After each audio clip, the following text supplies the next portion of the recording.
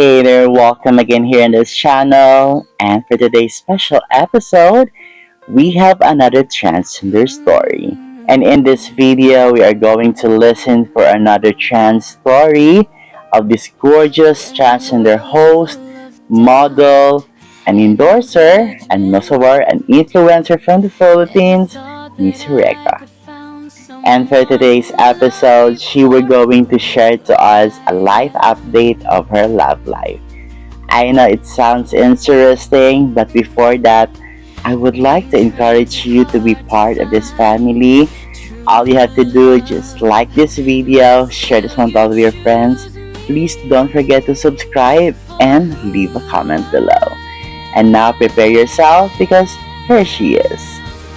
Probably the longest time that I've been single. I've been single for around 3 years. Growing up, malandi kasi, lagi akong hindi nababakante. And my love life started grade 7, tapos tuloy-tuloy na yan until like college and even after college in my early and late 20s. You know, as a trans woman, I used to believe or I felt like my validity as a trans person was tied with having a boyfriend. I felt like my worth was connected to having a boyfriend or someone choosing me. I felt like I was worthy enough, babaihan pag may jowa ka, ganon. And although I hate to admit it, but like, one of the reasons why jumawa din naman ako nung grade school ako and even high school was to have that image na may boyfriend ako. And that was such an ick mindset, especially when I transitioned because I didn't naman transition for the male gaze. Hindi ko naman pinagdaanan na ang lahat ito para lang piliin ako at maging obsessed sa akin ang isang lalaki.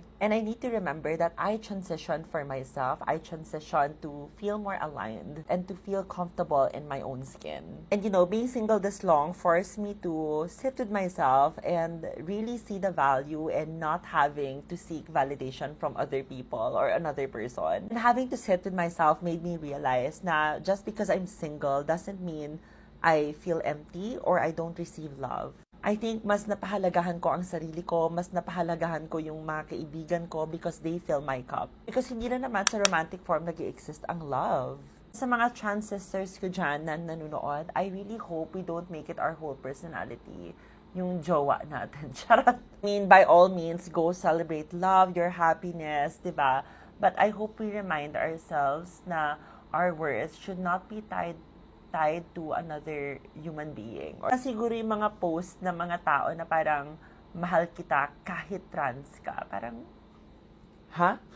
Pati mga trans sisis ko na parang mahal niya ako kahit trans ako. Parang yung mga ganun na mindset. Parang gets kita, gets ko naman. Pero parang if you really dig deep, bakit kailangan ganon? We are just as deserving and worthy of love. Sana wag natin i-treat ang pagmamahal sa atin as parang a favor. Parang, gets nyo? And that's why I always get like, hindi naman uncomfortable, pero natatawa lang ako whenever someone would ask me kung may jowa na ba ako. Because that's usually the question na tinatanong ako ng mga kaibigan ko na matagal ko nang hindi nakikita. Kasi nga, sobrang sanay sila na lagi ako may love life. Pero you know, I'm finding comfort with being on my own. If dumating man ang day na magka-love life ako, go, I'm open to it naman. But it's not something that completes me. It's just an addition in my life. I think ganda na rin ang mindset ko kasi nga I'm in my 30s already. Wala lang. Share ko lang. I guess going back to the main point, as someone who thought na my value or my worth was, you know, reliant or tied to another person, at least masasabi ko ngayon na yes, I'm single but I'm complete.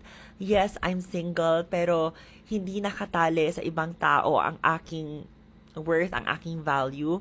Yes, I'm single but that doesn't mean I'm empty. That doesn't mean I don't receive or experience love. Guys, ang masasabi ko lang din dito is that if pumasok man ang love life again sa buhay ko, at least I'm coming from a place na kumpleto na ako at buo na ako bilang isang tao. Wow! That's it. Thank you for watching. Kitings, bye.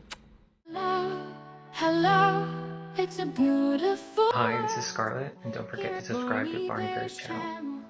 Guys, this is Rika, and don't forget to subscribe Subscribe now to Barney Bear's channel.